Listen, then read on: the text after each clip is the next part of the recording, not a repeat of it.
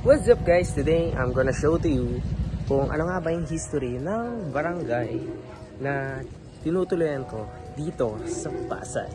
Andito ako ngayon sa Villamor Air Base o Villamor, Pasay.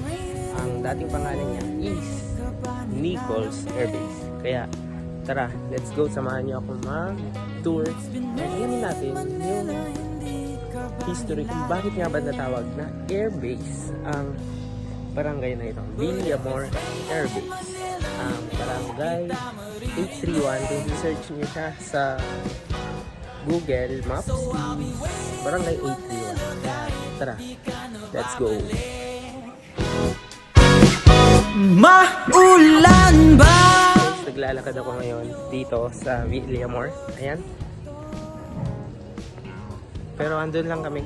Andun sa may blue na gate. Yan. Samahan niyo ako.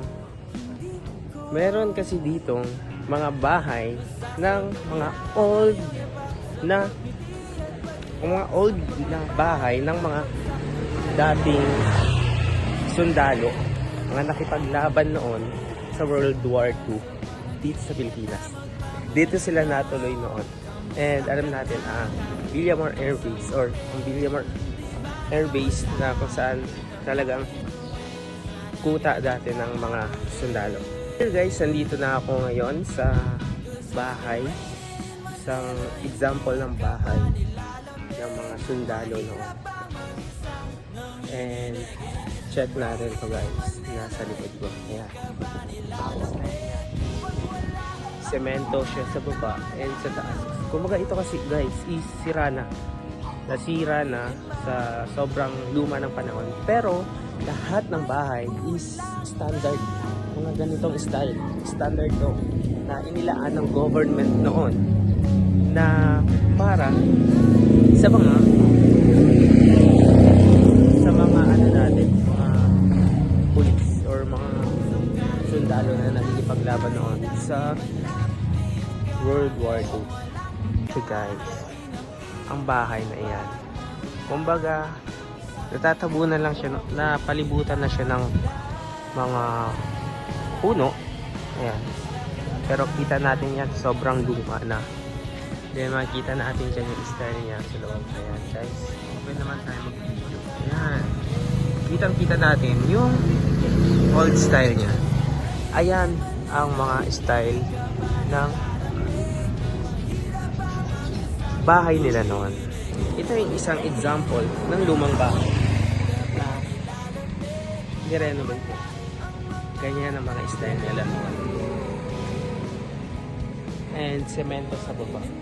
Pero hindi yun yung pinaka-style niya noon kasi yung bahay na iyan is ang style niya talaga is na nakababa pa yan.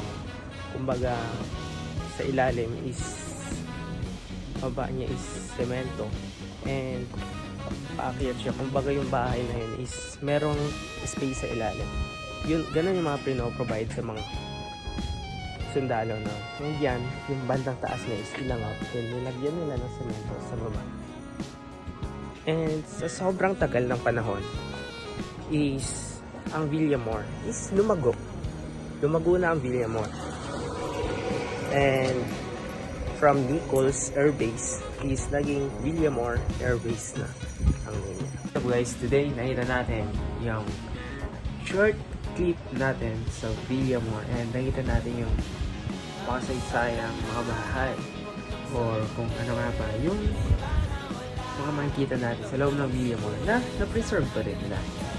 Nakita natin yung history ng bahay na yun talaga ay ginamit ng mga sundalo noong World War II. Doon sila tumulong.